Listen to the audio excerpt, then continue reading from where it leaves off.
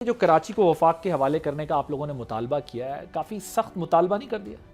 دیکھیے، اس پر تو تواتر کے ساتھ بات چیت چل رہی ہے اور مختلف لوگ مختلف آپشنز دے رہے ہیں. کسی کا خیال ہے کہ وفاق کے پاس ہونا چاہیے، کسی کا خیال ہے کہ نئے جب صوبے بنیں گے تو نئے صوبے بننے چاہیے، کسی کا خیال ہے کہ آرٹیکل 140A کو کمپلیٹلی اس کو ود لیٹر ان اسپرٹ لاگو ہونا چاہیے، کیونکہ جو اس وقت کی صورتحال ہے اور جو سانحہ گل پلازا کا ایک سچویشن سامنے آئی ہے. حیدر صاحب، جہاں پر 200 فائر سٹیشنز ہونے چاہیے وہاں پر 28 ہیں. جی ہاں. جہاں پر 2800 آپ کے پاس یہ ورکرز ہونے چاہیے، وہاں 2500 ہونے چاہیے، وہاں پر آپ کے پاس 700 ہیں فائر فائٹرز.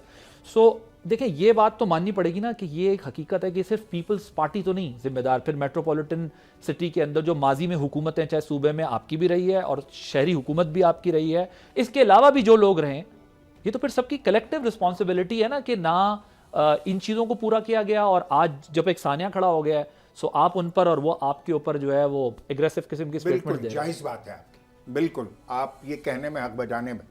یہ جو 50 سنورکلز ٹینڈرز اس وقت کراچی میں چل رہے ہیں، یہ 2018 میں ایم کیو ایم نے ایک پیکج ڈیل کر کے وزیر اعظم اس وقت کے نواز شریف صاحب سے منظور کرائے تھے 1.5 ارب روپے کے.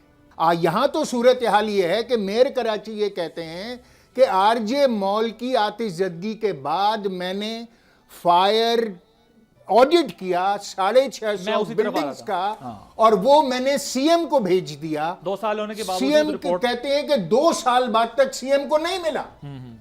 تو یہ مجرمانہ غفلت ہے بھائی. اور یہی لوگ اگر جو مجرمانہ غفلت کر رہے ہیں اگر یہ تحقیقات کریں گے تو الامان و الحفیظ ہے، کوئی جو ملزم ہو وہ خود اپنے کیس کو تحقیقات کرے گا تو نتائج کیا آئیں گے؟ اوکے.